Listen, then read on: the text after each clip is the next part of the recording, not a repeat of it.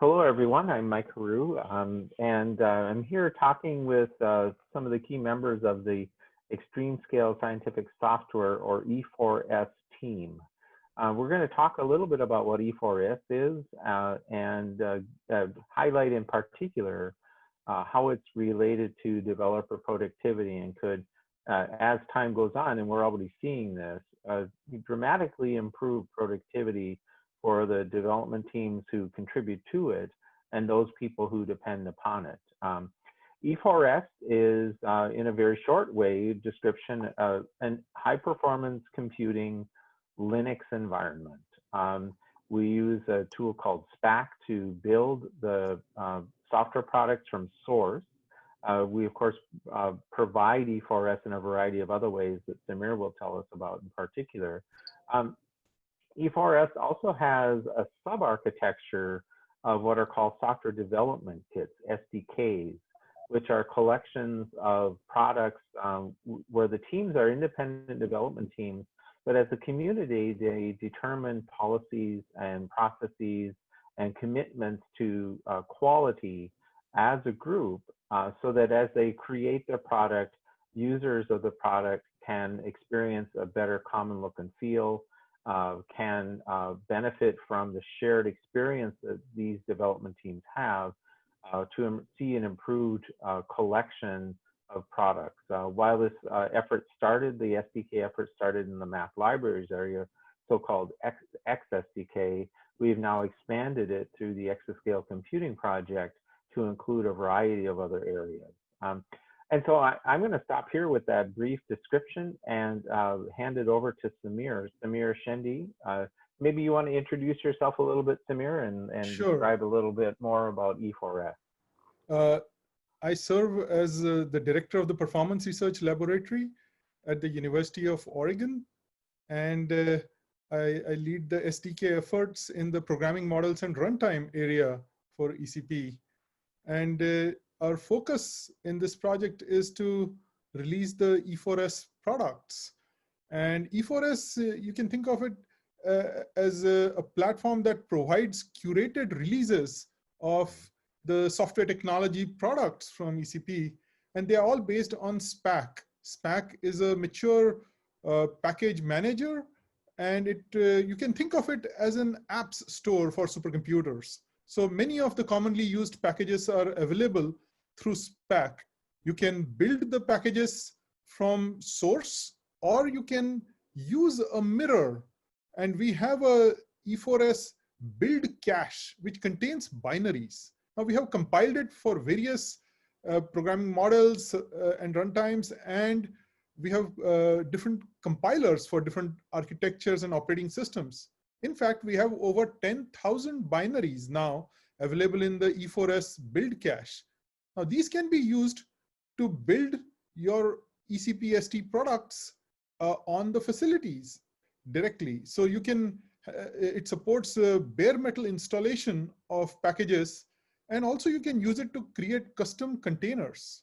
Now, we provide some base images in the E4S for containers, and you can also build upon that, or you can use a full-featured image which has about 50 packages put together along with different runtimes. So it has CUDA, it has ROCm for AMD GPUs. It has many of the packages that you would need, including AI and machine learning packages like Python with TensorFlow, PyTorch, as well as the full HPC stack of about 50 different ECP-ST products.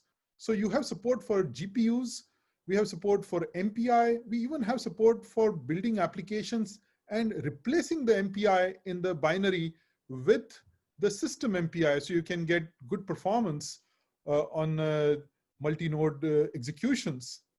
But just packaging the software is not enough. We have a validation test suite.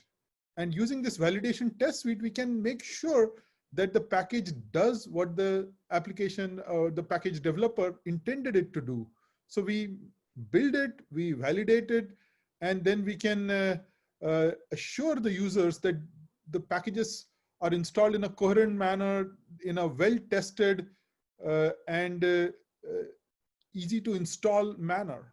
And so they can use the containers or they can use the bare metal builds using E4S.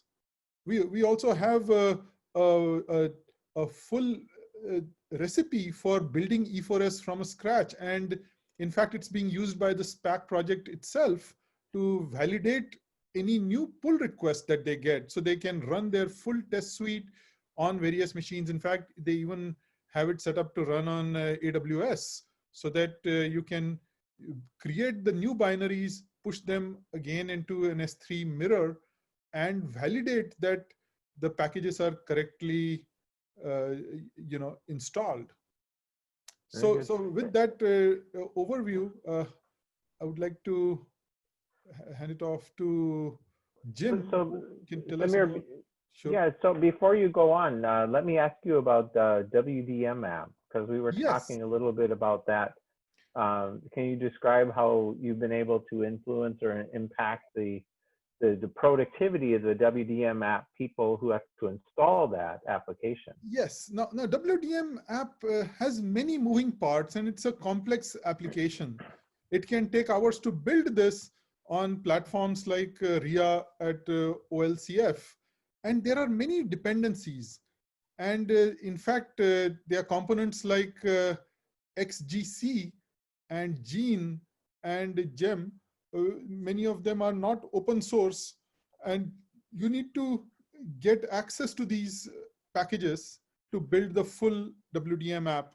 And to help in the installation process, they use the E4S mirror of a SPAC build cache. We have also created a custom container so that you could just add your own key to your GitHub account, and then you could just say SPAC install WDM app, and you would be able to download the binaries for the various packages that are needed to build this WDM app components, and then install it in minutes instead of in hours.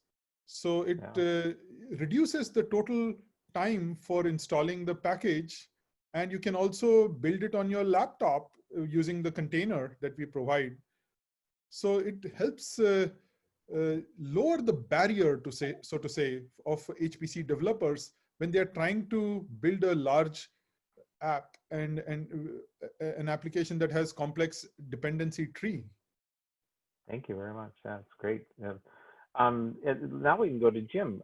Jim, we talked a little bit about SDKs. Maybe you can give us a little bit more background and where your efforts fit in this project. So Mike already introduced briefly the XSDK, which is the SDK effort in the math libraries area. And we've used that as a model of sorts to try to start to build up SDKs in the various other areas within the software technologies component of the ECP. And in doing this, we have several goals. One is to improve the sustainability of the individual packages, which should help them to achieve greater productivity amongst their developers, but also the really key areas where we can potentially gain productivity are beyond the individual code teams. So for example, on a medium scale, with Samir with his E4S efforts, having SDK communities where people are using common ways to install and where people are using common approaches for error handling, things of that nature that we try to arrive at through mutually agreed upon community policies. This will help the E4S effort immensely and make that more sustainable. Right now, Samir has to work with each group individually. He has to work on putting together a release that consists of many dozens of packages. We've begun to build up these SDK communities. Data and Viz is probably the second most built up behind math libraries. And they're working on achieving interoperability and having known interoperable sets. And once E4S can start to point at SDKs, then their effort at the E4S level is not as large. And then the biggest productivity gain that we are striving for is actually in the developers and the users of all of these software technologies products. And they will benefit from the improved interoperability. We're looking at community policies within the areas of documentation. Samir already mentioned the validation testing, where to find support, and just providing a little bit more common look and feel, common installation, known interoperable versions. That's where I see the SDKs as being able to impact the productivity of several different groups of developers. Thank you, Jim. That's great. So you mentioned documentation. That's a nice segue into some of the work that Wyatt Spear has been doing. Why do you want to introduce yourself a little bit and talk a little bit about the documentation effort for E4S? Right. Hi, I'm Wyatt Spear, and I'm a software engineer and researcher at the Performance Research Lab. I work with Samir, and I've touched on a few components of the ECP and E4S project, but currently the E4S doc portal is receiving a lot of my attention. And the idea there is to have a centralized resource that contains not just a list of all of these different software products, but a place where you can really search and find information on what each project can do and things that are going to be relevant to people who want to deploy and use these different products. And so right now that's taken the form of a master list of the products that we have on record. And then for each product, we have summaries of the core documentation. That's your README files, your licenses, and change logs.